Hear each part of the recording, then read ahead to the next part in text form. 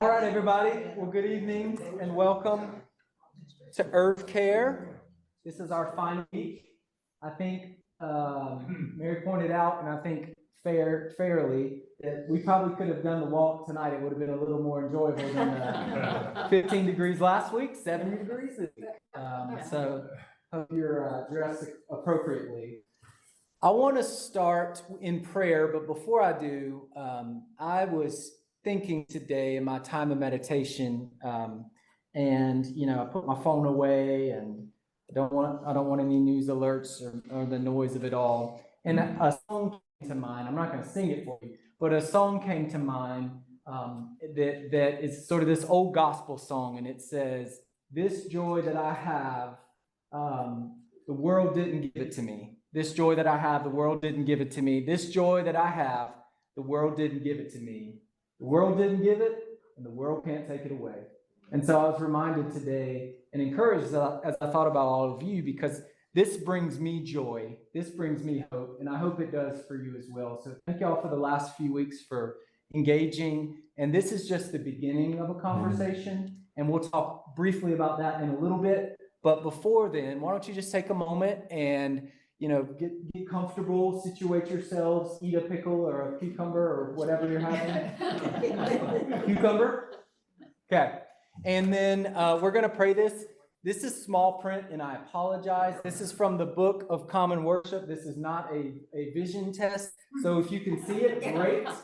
Great. If you cannot see it, if you want to just close your eyes and listen to the words, that's okay too. For those of you back there, there's actually a screen that might be a closer. I don't know which one will be better for you, but let us take a moment and then we'll say this prayer together. Let us pray. In your great mercy, you call us to care for your creation, to uphold one another, and to pray for your world. Hear our prayers for the healing of the earth. Hear our prayers for clean water so that all may drink. Hear our prayer for the right use of resources so there may be a future for all. Hear our prayer for careful tending of the land and the seas so all may be in balance. Typo. Hear our prayer for people and places damaged by war, so that all may know peace. With confidence that you hear our prayers, we offer ourselves for your good purposes, watching and waiting for the healing of your creation as we work toward your coming reign. Amen. All right. So I want to return briefly back to the Ark. You may remember, I think it was the first week, we talked about this book that I've been reading called Noah's Arkive, really cute, Arkive. And we remember we looked at the picture of the big old recreation of the biblical Ark in Kentucky. And I told you the funny story about how they sued because there was flood damage to their parking lot, and I thought that was cute and ironic. But really thinking about the Ark as a metaphor for what it means to create places of refuge in a season and an age in the Anthropocene, in an age of climate, not just change, but collapse. And so one of the things I think tonight, one of our goals is to take a big conversation, and we've talked about how big the problem is, and we need to partner with people, and all of that is true. But tonight we want to focus maybe more particularly on covenant. And what would it mean, or how might we imagine covenant to be a place that gives refuge, a place that through our work together, through our values, right, we become an example, we become co-workers, we might even use the term co-laborers in Christ, that's Pauline language. But what would it look like for covenant to be a place that takes climate change more seriously, and thus look at where we are, right? We are right here almost in the center of the city. We are very visible. What would it look like for us to make our commitment to climate justice as part of what we believe God calls the church in the world? What would it look like to take that seriously? And just think about it for a minute. What would maybe look different on campus? What conversations might we have more of? What additions or changes might we need to make to our the way we eat and how we do things with batteries? What do y'all think? Fewer parking spaces. Say more about that. Well, if there's fewer parking spaces, fewer people could use cars, and if we had a larger bus or a way to do more of a mass transit to get people here, that would do a lot towards it. I think I saw in Charlotte, I don't know if this is still true, but when people move to Charlotte, it's like 1.5 cars per person they bring or something like that, which is an interesting, so we think about hello and welcome. Yeah. What else? One thing that was mentioned Monday night was car charging stations, so people will get the car charged in church and buy electric cars. Car charging stations? Yeah. Huh? More bike racks? Yes. More bikes. There was a place in Charleston that if you rode your bike there, they give you a free beer. I don't think we can do that. But more bike racks might be a good place to start. Yeah. That's definitely a way. What else? I think we could, particularly at the beginning of our property there, coming in from Moorhead, we could look like a forest. Yeah. Right. Plant some trees. Plant some trees.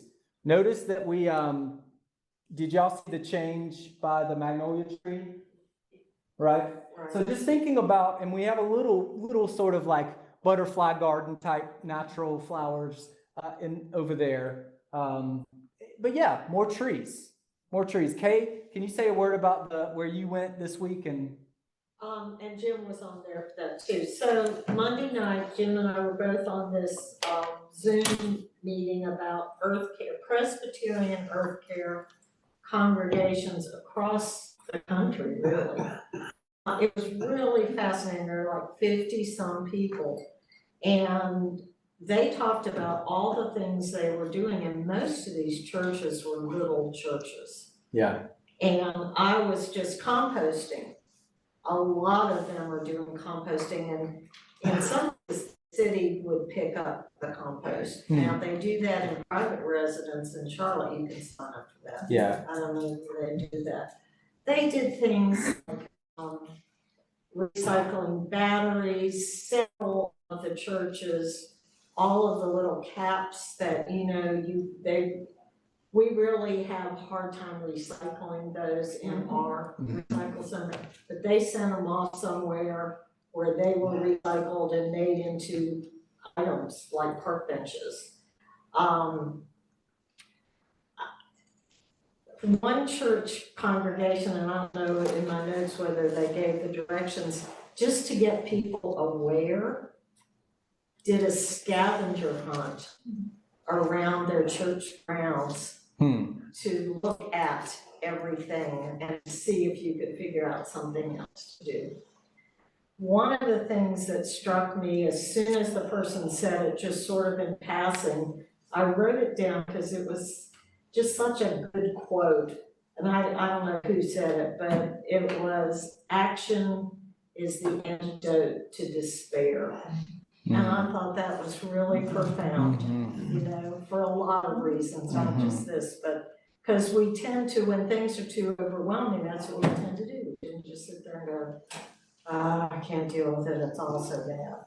Yeah. But there's a congregation, Sardis Pres in Charlotte, somebody from Davidson, DCPC was there, but they're Alabama, it was everywhere. And I was just amazed at what they were doing. And I was a little embarrassed because we did breakup groups. And then they're like, "So, what are you doing?" "Oh, we're bet you this. I may have some stuff, but. I mean, our church is 100% solar powered. I mean, come on. Well, I did talk about the coffee cups that we don't, that we use. Coffee cups. No. It's a start. You gotta start somewhere, Yeah. right? Yeah. And this is such a huge issue. Like, I'm actually not sad that, I mean, I wish we were doing more, but I know more is coming. And we'll talk about that in a few minutes, but We heard about 100 things these churches were doing, and I was sitting there thinking, wow, they are way ahead of us. And one thing that I came home with is one church, they're evidently close to a college or something. Athletes go through tennis shoes at no time, and they're recycling the tennis shoes. Whereas if you threw them in the green truck that drives around, they'd be gone. Yeah. But they are collecting, they're going to the athletic director, yeah, please give us the tennis shoes, and getting them to the right users. So cutting out the middleman, which would not get them to the right users. yeah. I was Yeah. impressed. And think about how large our campus is and how much room, how many different rooms and things we have that we could utilize to partner in some of these ways. So I think that, I'm hopeful that there's lots of potential, not just for conversations, but for conversation partners and partnerships. I mean, now we know some churches in our area that we can reach out to and say, "Oh, how did y'all do this?" Or "Where did you find this?" Or whatever. And so I'm very much heartened. Thank y'all for going to that. Can I say one more Yeah, thing? go ahead, Jim. I'm sure you heard, this was in the breakout session, but Caldwell Presbyterian Church Yeah, right up here. is awesome. Yeah. Did you hear the lady? I didn't, I wasn't in your Well, breakout. from Caldwell. And she was a black woman who talked about what they're doing. And I sat there thinking, wow, she's a light year ahead of us. So Yeah. if we want to talk to somebody, I wrote her name down. If we want Yeah. to talk to somebody who knows how to do it, she's the one. Yeah, yeah, And I will say, Shay, that, I've been coming to these sessions and, because I was interested. But after Monday night, it was like, yeah, come Yeah. on, we're gonna do it. yeah. So, not that I'm saying I'll be in charge of it all, but. There's no I in we, right? Yeah. I think that we got all this property, I think we should keep bees.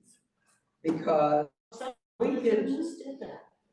we can, that's good for the environment, Yeah. but then we can sell the honey and use that money for environmental preservation, things like doing our own compost and just, yeah. Have you met Clark, big old giant Clark? He's really tall.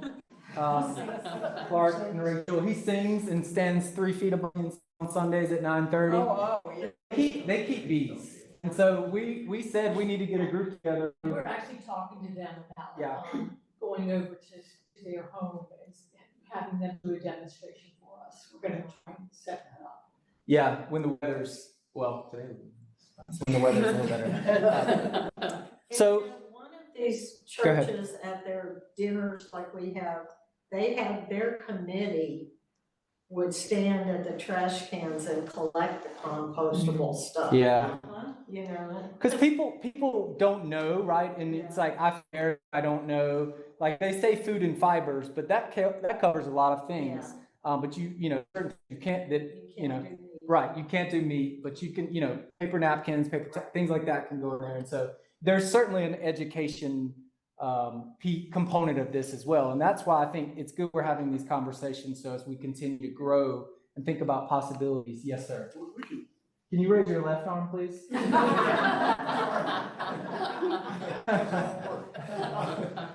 We could do more, we could do some recycling here that we kind of almost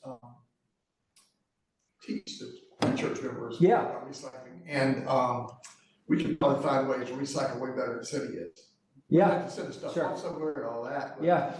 um, Yeah, I think as we talk to some of these churches around and sort of maybe partner with them, who knows what could happen? Yeah, because I think we could step up and do we have things at home that we have to recycle, and we have to take it to Target. A lot of these like you know, these bags that you get clothes or whatever in, you can't just take it anywhere, so. Yeah, I think the thing about recycling is it becomes either cost prohibitive or counterproductive from a carbon footprint scale when you have your car to Target to recycle a handful of plastic bags. But if, you know, we work at scale as a community, I think there's more that can be done. Something that came to mind just from what was mentioned about the parking and bicycle parking and EV charging. Just from my perspective, getting around by bike, something that's, I think, lacking a lot just in the city as a whole is public water fountains. Yeah. Which, like, when you're making your way around by bike, especially in the summertime, it's just, you know, I've been in situations where there's a water fountain and there's nowhere to find one. But I don't know if any of you have ever been to a place like Rome. Oh, yeah. Just, I think just from ancient times, there's public water fountains that anybody can access. Is there a reason that, I'm sorry to interrupt, but I noticed, I mean, during COVID, obviously at public parks, they closed down water fountains for, you know, germ reasons, but ever since then they haven't, like, I noticed that too, because I always, you know, I don't like to use plastic bottled water, so I fill up my water wherever I go. But yeah, it's harder to find like clean sources. You just fill up your water bottle. A lot of them, like along the rail trails and stuff, will sometimes stop at them and they don't work. Well, they cut them off so they go early, cut back on so they go late in the wintertime. Yeah. I mean, we're not freezing in November, but they're cut off. Yeah. I would think probably most of it is, you know, everybody screams about the tax rate. So if you're gonna cut the taxes, something can't get fixed. And, you know, no offense to anybody that does that, so few people are doing it. Yeah. So, I mean, all right, so you miss it and you miss it. 2 out of 750,000 people. I miss it. I just Are agree. So there, everybody go to city council meetings and say, fix the water fountains. Well, then you don't have to buy bottled water, because otherwise, you know, like I've been out running and I'm like, Sure. well, I can't find a water source and I have to go buy a bottled water. I'd rather not do that. I mean, they do have alternatives now. And, Recycle bottles. or the even box better, water. like the box water. That's what I was trying to say. They come in cardboard containers. Yeah. A lot of them still have like a twist cap. So there's still that. We need to get like when you turn off when you twist it off, it's still connected. Yeah. Were you gonna say something? Yeah, I'm on the TLC planning committee and we're trying very hard, and I think it will fall in place to do a trip in May to the Innovation Barn. Yeah. And I think that'll give a lot of ideas to people because their whole premise for being is what they call the circular economy. And they have about 10 or 12 entrepreneurial startups operating in that space, and they range from beekeeping to aquaponics to composting. In fact, you can take your compost there 24/7 and leave it there for them. Those food containers, that like if you get takeout like at a Chinese restaurant or something that have the black bottom and the clear top, you can recycle those there in one of their, it's like a pink trash can they have outside, you can go in there. After you wash it, of course. Susie, what is that? You know? Well, if it falls into place, it will be, I think it will. It'll either be May 21st or May 28th. Where is this? It's on Cedar It's in Lane. Belmont. Okay. Yeah, it's very close. I noticed in this list of stuff I got from the Monday Night Zoom that there's a carbon calculator and they have a link to it. Stop stepping on my feet. Okay? I'm trying to work us through some slides, and that might be on one of the slides. You know, now I'll just skip it. Thanks, Kay. You know what? Here.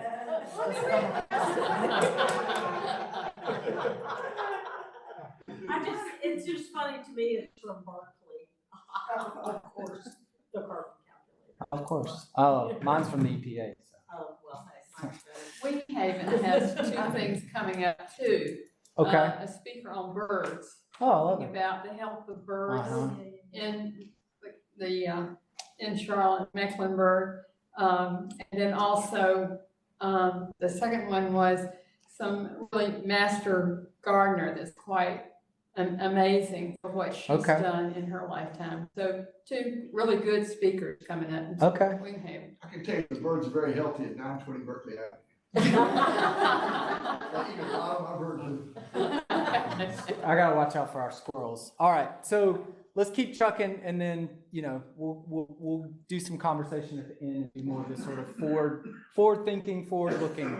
So I just want to briefly say, our tradition, caring for the environment is not something in addition to our faith, but it's something that is a part of our faith. And in fact, you may remember a couple weeks ago, we looked at the beautiful Book of Order, right? And this is in the Directory of Worship. And it says care for creation. Remember, this first bit is all the stuff we think about when we think about stewardship of creation. All honoring God's gifts, we're caretaking, all this stuff. But the second piece, remember, was, I thought, the piece that was kind of edgy, or what the kids call spicy, meaning, it's like, ooh, this is spicy.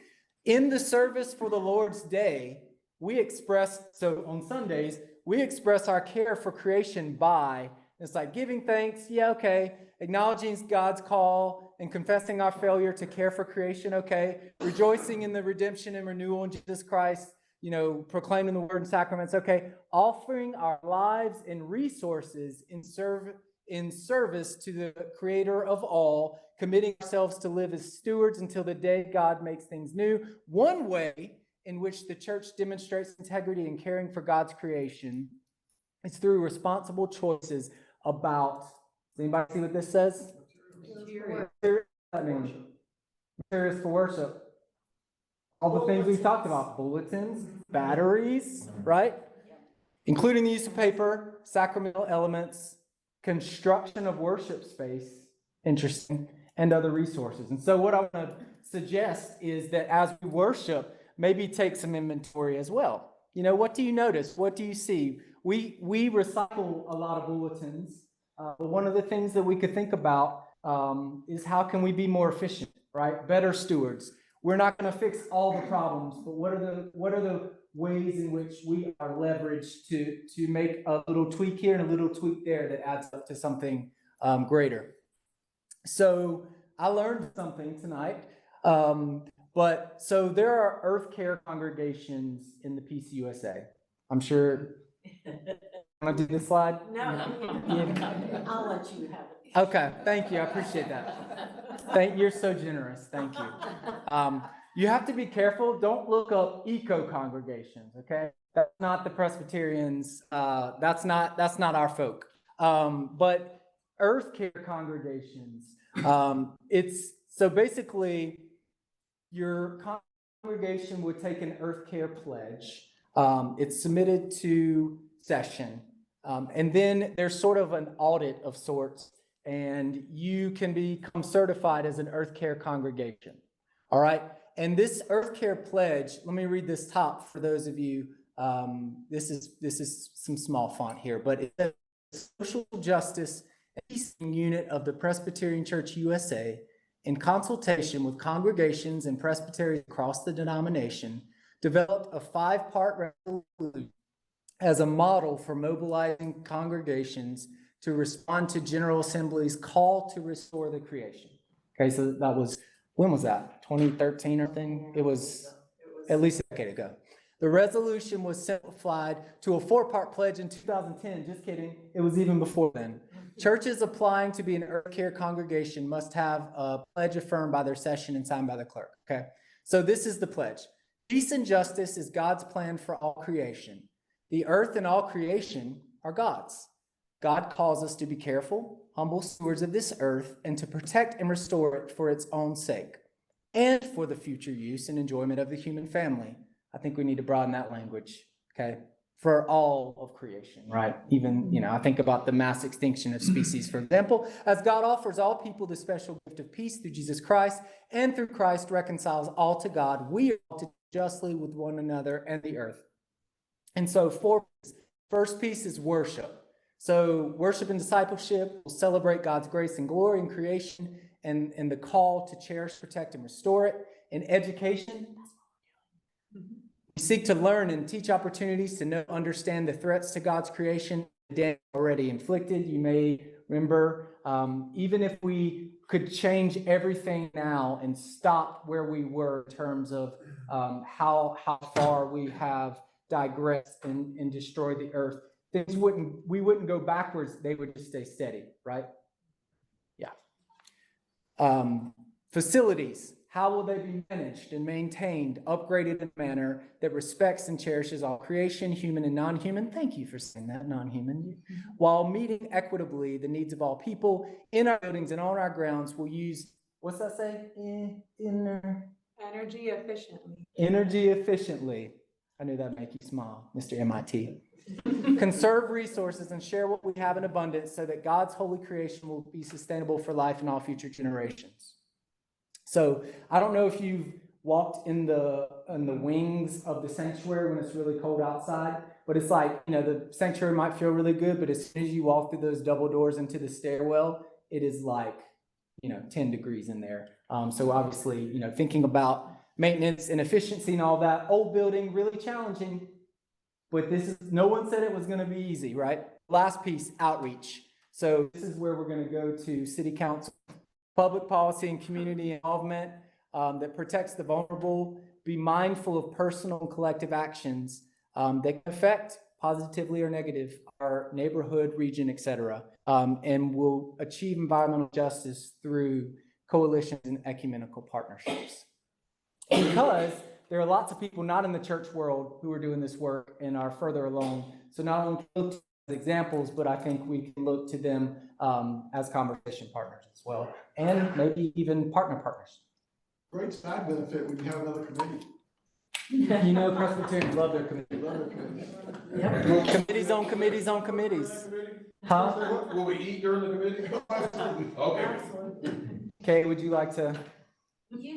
I think I'm just gonna let you, because it's not Berkeley, so. Oh, wow. This is the EPA. Formerly known as the EPA. So this is something we can do, I think, individually. No, I'm just looking. Okay. So this is an interesting tool. It asks you some different questions, and you basically calculate your carbon footprint. Why? Because the US per capita, we're the worst offenders, right? Are we still the worst offenders? Last time I checked, we're worst offenders. So this helps look at daily activities such as using electricity, Greg, to your point, driving a car, disposing of waste cause greenhouse gas emissions. And so together these create you can calculate for your home. So it asks you like, how many cars do you own and how often and how far do you drive to work and, those sorts of things.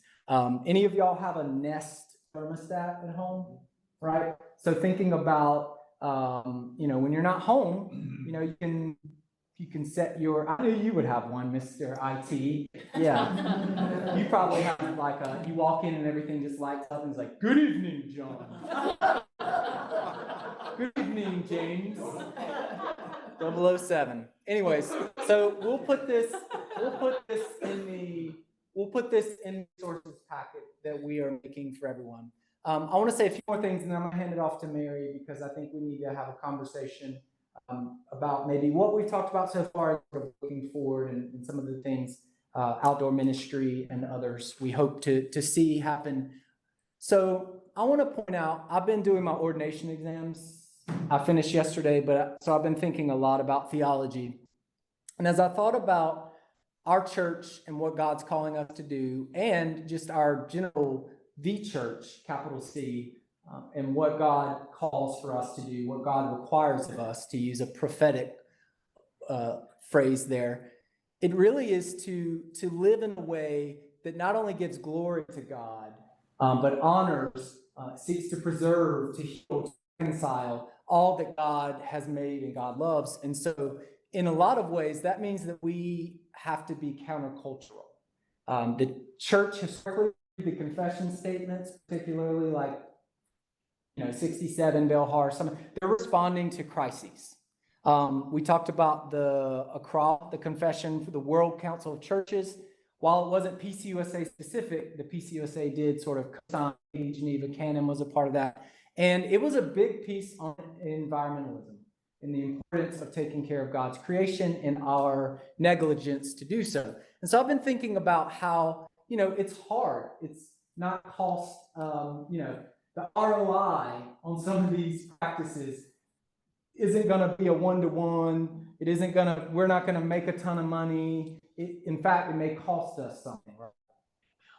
It will cost us something, either our privilege or our preference or who knows what else. But that's always kind of been the way in following Jesus. It costs a lot of people their lives. It might cost us some amenities or, things that maybe we don't need, but we like, right? And same. So several times in the book of Acts, the church is called those belonging to the way. In other words, how they lived together, breaking bread and, distributing as each had needs. And it was a movement. It was fierce. They were called those belonging to the way because it stood out in contrast to the culture of the day, the sort of norms of the day, the values of the day. And so it got me thinking, in what ways can we at Covenant, both together and individually, live lives that are countercultural as it relates to the challenges that we face around earth care? What are our faithful responses? You like that? Faithful. See what I did there? And then responsibilities. I can't take credit for that. That's Donna Haraway. But how can we act, right? How can we be more faithful to what God has given and called and demands of us? And so what would it look like? How might we imagine our church as a countercultural and alternative community? Right? I'm not saying a commune, but I'm saying an alternative community. That the way that we gather, the way that we value our resources and come together, we're able to create something together. We're able to dream together, and that's God's dream that we can engage in together. And so, I'm gonna stop right there. So Bruce couldn't be with us last week. He was sick. Tonight, Bruce couldn't be with us because he's in Florida or something, or he's out of town. Anyways, but there are lots of places, as you think about nonprofits and places, not just to get money to, but if you wanted to volunteer or go visit and do a little field trip, these are great and not an exhaustive list, okay? But these are great places to start. And again, we'll put this slides, these links in our resource folder that will give email. If you haven't put up your email address and you want this stuff before you leave tonight, have you been taking the email addresses? Yeah. See Mary. But the Audubon Society, Catawba Lands Conservancy, River keepers. yeah. I'm trying to see is that a word? Conservancy? Yeah. I was like conservatory, conservancy. Conservancy is a word. Thank you, English professor. We got somebody from Berkeley in the room. Yeah, I haven't been hooked on phonics very long, so thank you. Wildlife Stewards, Clean Air, Green Faith, North Carolina. There's a Native Plant Society, Sustain Charlotte, Trees Charlotte, Queen City Compost. That's who we use for personally at our house where we compost. They come by and you pay, I think it's $30-something a month. You put your sort of veggies and scraps and fibers like paper towels, a lot of boxes now that you would take out food, paper towels. They come, and then at the end of the year, they actually give you like several big bags of compost that they've made from that. So if you want to use it for garden or just donate it for someone else, my garden would like to change. And then some national ways to get involved: Green Faith, National Audubon Society. And so I hope that over the last couple of weeks, we've thought about large scale and then maybe daily life. We could scale down into our lives. And remember, these are the things that we named and that we kept coming back to. Recycle, buy less, eat plant-based meals and waste less, value trees and native plantings, not, we have a problem with, oh, I want this tree, or, part of the problem is our consumer desire. I want avocados year round, right? Or I want this thing and I don't want this thing, and eating in season, for example. Reduce energy in your home. We talked about Nest. Also, as part of your carbon footprint, you might get some good ideas for how you can do that. Divest and invest. Man, words are hard tonight. There was a big controversy this year at General Assembly because of the denomination's affiliation with fossil fuels. And that hasn't really solved itself yet, but it's a conversation that people continue to have in what I call intense fellowship. Use water more wisely, rethink transportation. Greg, we should get one of those bikes that's two, like a tandem bikes. Let's go. Intentionally appreciate nature. Hopefully today we did some of that. I know I did. We sat with the breeze blowing through all my hair. Learn and discuss about climate. That's what we're doing. Speak out for social equity. One of the things we didn't talk about here that I want to talk about that's important, and I think is one of the most compelling arguments for why we should care about the environment, is actually called environmental racism. Have any of y'all ever heard that, environmental racism?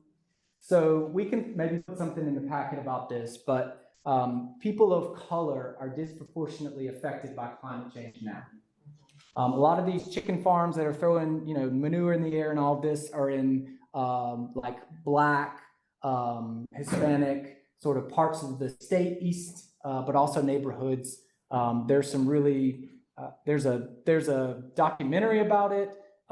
It's a big challenge, but environmental racism, things like, we call it food deserts. Now people are calling it food apartheid. When you think about why some neighborhoods have McDonald's and not a Whole Foods, right? All of this is a piece of environmental racism. And so how can we make that important? Well, we're to love God and our neighbor. That includes our neighbors, maybe our neighbors' neighbors.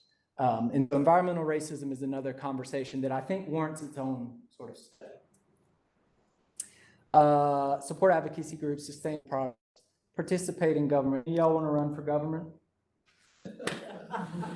We're doing it so well. Who wants next? All right. I think that's all I got. I don't know, last week was, and I thought, I want you to run. Yeah. The way you were in the conversation last week. Yeah. That's good. I vote for you. I'll be your candidate. So thank you. So one thing, Lou, you were on my mind all week because you said something when you were talking about your little part that you're doing, and I feel like it's not enough. And I hope that we all walk away from this conversation, because we're talking about great big things, huge things that are like hard to get your arms around. But it is really important just to do the daily things, the simple things, just to be involved in conversation, just to recycle, go that extra mile, take it back to Target. It's really important. And so I want you to know that, everything that you're doing is really important for sure. So thank you. So one thing that I'm hoping that we could do, and we sort of did as part of the discussion, but the outdoor ministry would like to continue this conversation. And so we'd like to know intentionally, what kinds of things are you all interested in hearing about? Because we can find speakers and bring them to campus, and whether we do it on open table night or whether we do it another time during the year, just help me think about, what you all want to hear about. And so the things I gathered when we were talking earlier about recycling, that's really important. I walk up to some of those bins that are around the stores and I look, and one says recycle and one says trash, and it's all the same, right? It's all the same in there. And so even, I don't know what to do. So, and I love the idea of Wing Haven. Wing Haven is another really important nonprofit if you all, want to find out from them. The Master Gardener Program, I think I heard was on there. That innovation bar, I think, we can figure out the Queen City compost, I think that's good. And then just, I mean, environmental racism, that can be huge. So beyond those, what else would you all like to hear about? Greg, did you have sorry. I want to kind of link back to what you said, you know, you think it's not enough. And so that's one of the things I've struggled with for quite a while, and it finally weirdly wraps back to Bob's sermon, I think, this past Sunday, and because I had trouble understanding that talents parable forever. Well, one of my big things has been, and if you ask Nikki, she'll tell you, yeah, he's a nut talking about this stuff, is I want homelessness to end. There is no reason for it, none. Period. It's only because we don't want to fix it, is the only reason it exists. So, but like you just said, it's a big thing, right? I realized, you know, God's not going to let me participate in those big things if I can't take hold of that one little opportunity to go to the Levine Men's Shelter and serve a meal. If I can't take time to go serve a meal and sit down and say hello and make them feel welcome and make them feel like somebody gives a darn, God's not going to say, all right, here's the big solution. You do it, because I can't even do this. So to help with that, Lou, you know, whatever you're doing, you're the one doing something with that talent as a good and faithful servant, and more things will come from it. Okay, Pastor Greg. I recommend there'll be, all hands on deck nights. It's a Monday night, they do it once a month. If you wanna get a taste of what Room in the End is all about, meeting the homeless people. Where it's a wonderful service. I don't know that I would have noticed it before this group, but I get a lot of alumni emails. And the highlighted article in a recent one was the Vice President of Sustainability. And they are asking communities to approach them. They want to form community partnerships with any group that wants to do something in the field of sustainability. And so I thought maybe I should reach out and see what they're offering. They said, we have resources to offer, and we're interested in doing this across the state of North Carolina. Good point, alumni. Duke. Oh, sorry. Well, I think Chapel Hill has one too. Is there a game coming up or something? And I want to, instead of hearing about stuff, I want to do stuff. So like, that sounds like something where they might give us, let's say we have that trouble with recycling. You know, I can remember when it first started in Maine, you had to go to the center and you had to separate your clear glass, your dark colored glass, this plastic over here. It was a lot of work. But maybe they have things, so like, if I'm having trouble recycling at home, they have some resources that can be here, and I can bring my recycling in one big bag, come down here, and I can separate it out here at Covenant, they pick it up and. Okay, I will reach out. I was thinking, like, we could set up a plastic bag place here. We would get a ton, literal ton of plastic bags here that we could then take to where they're supposed to be recycled. Because a lot of places, they may have their bins out there, but you just throw them out. Yeah. I have a question. Just like, I've always shopped at like Arkive, Whole Foods, Trader Joe's. Like, who still gives out those plastic bags? Walmart, Harris Teeter. Really? Sorry. Yeah, a It's like lot a of dumb them question, but I'm like- you can ask for the paper bags, and some of them have them, some of them don't. Walmart does not. But in particular, like even Amazon, like you order book the perforated terrible bags. You have to go to like Target or somewhere to recycle those. Right. So like, just, this is kind of off topic, but like I have like all these tote bags. So I use them like even if I go shopping like for clothes, because like boutiques will give you a plastic bag that's like indestructible. So just like food for thought, it's like if you have tote bags, you can use those for like any kind of shopping and just eliminate accumulating those like air cedar, toxic. plastic I bags. carry a bunch of them in the trunk of our cars, you know, so when we go Always. in, it's like, Yeah. you know. But you have to be intentional too, because Yeah. we'll even, the clerk will wrap something in the, bag to Yeah. put in, and we have to Oh, unwrap I it. put them right up there, I'm like, yeah, I brought bags. Yeah. Yeah, but it is funny that you have to be like assertive about it, that it's not just the norm.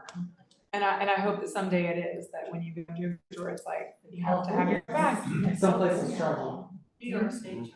Yeah, so like that, sometimes you gotta, it's like the balance between incentivize and punish, I don't know. Yeah, right. Wait, I gotta pay for this now? Yeah. I don't know. Yeah. That While we're talking about plastic, I just thought I'd tell y'all about the things we've discovered that we do individually in our home. I'll bet just about everybody in this room has plastic Ziploc bags to put their leftover stuff in the fridge or wherever.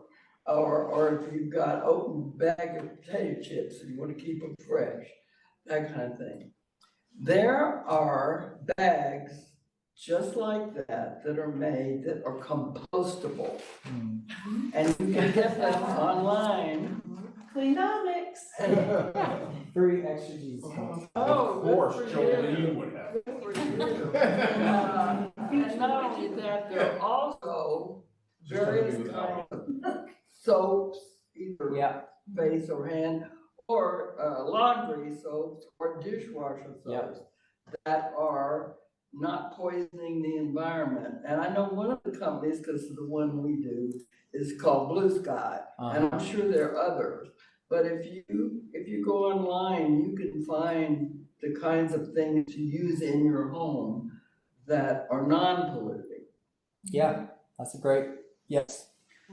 I started gardening during COVID, and found it so refreshing to be in the dirt. And then the next year I realized, oh, native planting is so much better. So then I had to relearn all I learned the first year from gardening. And I've heard native plants mentioned several times tonight, which is to my delight.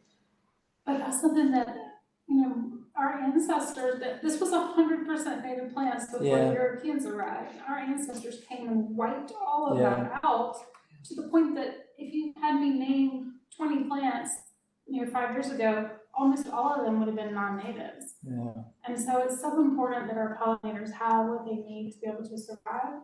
So I think if we can learn more, we can do it here on campus, but also in our own homes to promote. I love that idea. And our friend Bruce Chapman he knows all about native planting, so we can talk him into the session, even taking a little walk in the park and doing it that way. So and thank I'm you at for the that. stage in life when I'm visiting lots of college campuses. So a few of them have been very intentional about doing native plantings. And it's so refreshing and different and warm and inviting to be on the campus. A totally different feel than the traditional campus.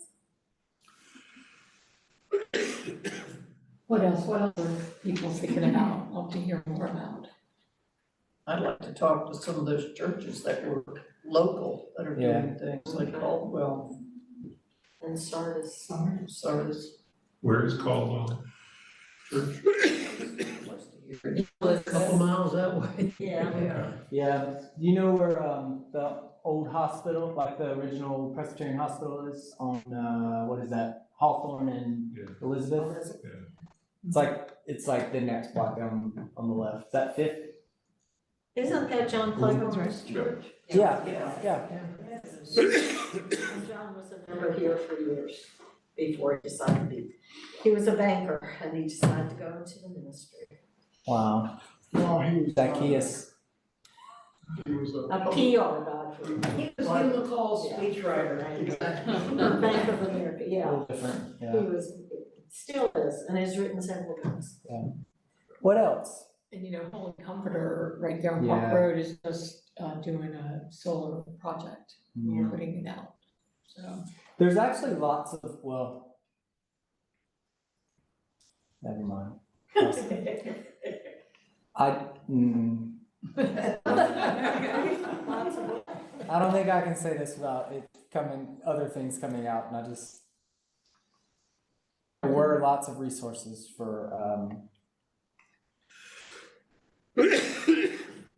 for this type of work. Like I get emails, I have a friend that works for the EPA nationally, and he sent me some stuff where there was grant money for like houses of faith and other places that were looking at sustainability, much like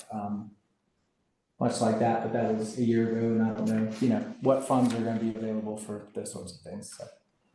I wonder what the daycare center and preschool programs are doing in terms of the utensils and plates, because I mean, I know It's a big that one, too. all day daycare is serving breakfast and lunch every day. Yeah, I mean, didn't the PCUSA ban styrofoam?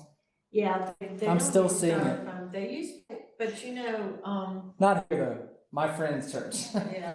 I don't think we use any styrofoam here at all. I think they're the salad bar. You keep thinking that. Yeah. What if you do takeout? We use Our that as takeout plastic, is which done. is not the same plastic. No one else does.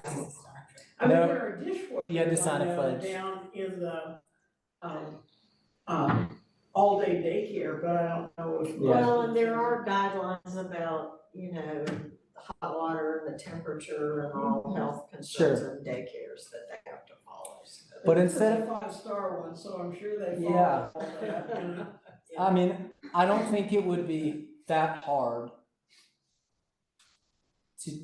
to do things like, the compostable, it's not plastic silverware, or the I don't like it, the wooden, actually I have my rewashable one that can actually go on a keychain. Silverware and keychain? Well, you take it off and wash it and stuff, but you can it folds in. Yeah. I'll send you a picture, Jolene. Or Kay can tell you about it. Wait for that.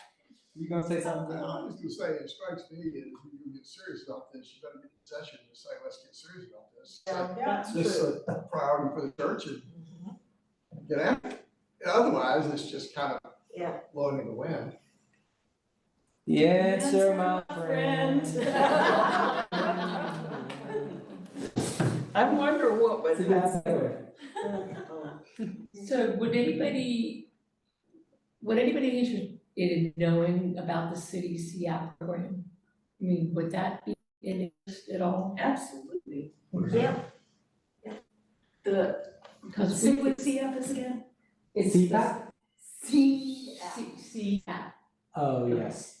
It's not sustainable energy action plan, it's strategic energy action plan. But that's the city program. And we talked about it 2 weeks ago, and they really want participation from churches, people, organizations. They really want to hear from us. So one thing we did tell you to go to the website and fill out the survey that they have as they were updating the plan as we speak. So there's that, but yeah, we could invite Sarah to come in. We could have someone come and give you the real facts. So Jean, to your point, I am happy to say that Congregational Life presented a proposal to P&E at the end of last calendar year. Outdoor ministry falls under Congregational Life. We've never quite known where to put it, but because of the hikes and those things, it was under Congregational Life.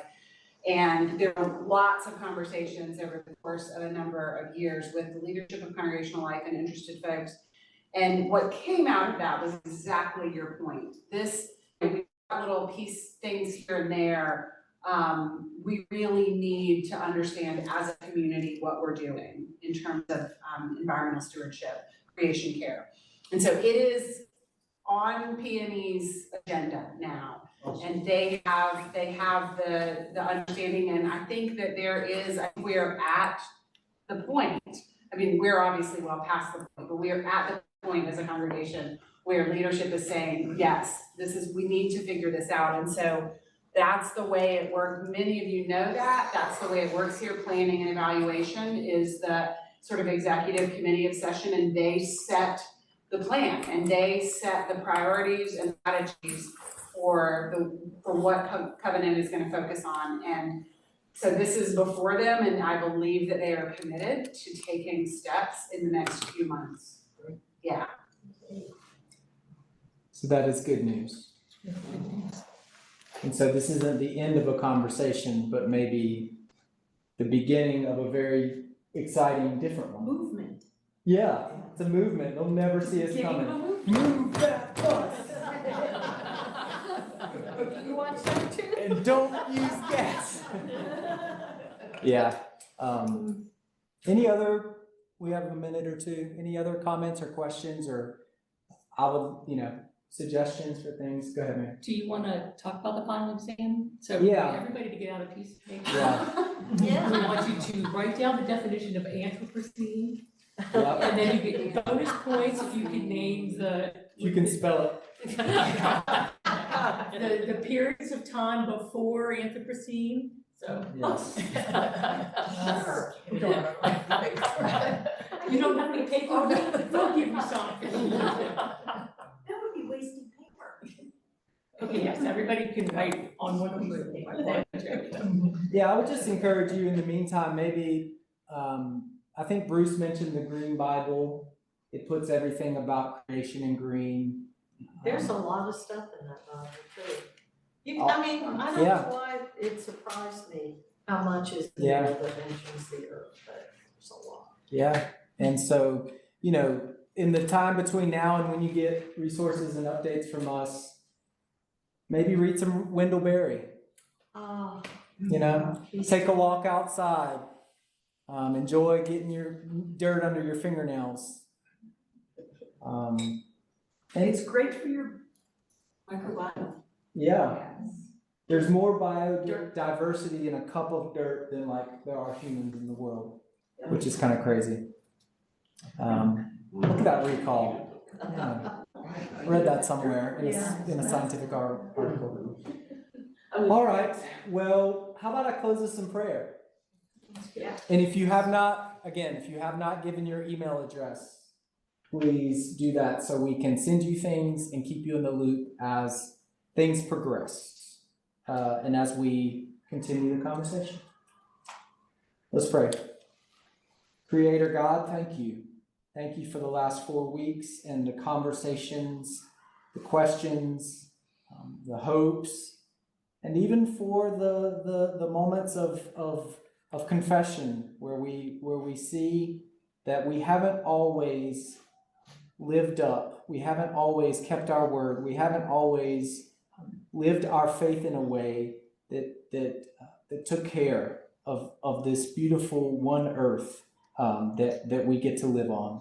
Help us in daily life as we drive and we go to the store and we think about what and where we want to eat, and we meet people and we hear stories and we watch news about fires and hurricanes and storms and floods, and help us to remember that we live in a very precious and fragile ecosystem, and we serve a powerful God who has given us lots of resources at this church, lots of brilliant co-laborers and people that are passionate about seeing creation, seeing our love for you poured out in stewardship of the creation. So help us in the areas we've fallen short or missed the mark. Forgive us for the ways that we need to grow and the things that perhaps we need to take on. Enlighten us, enrichen us. Thank you for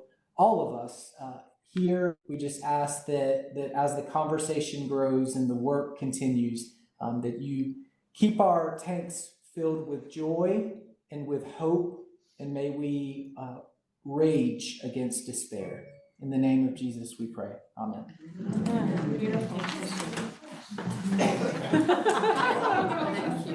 Thank you all. I'll send you that cartoon. Thank you.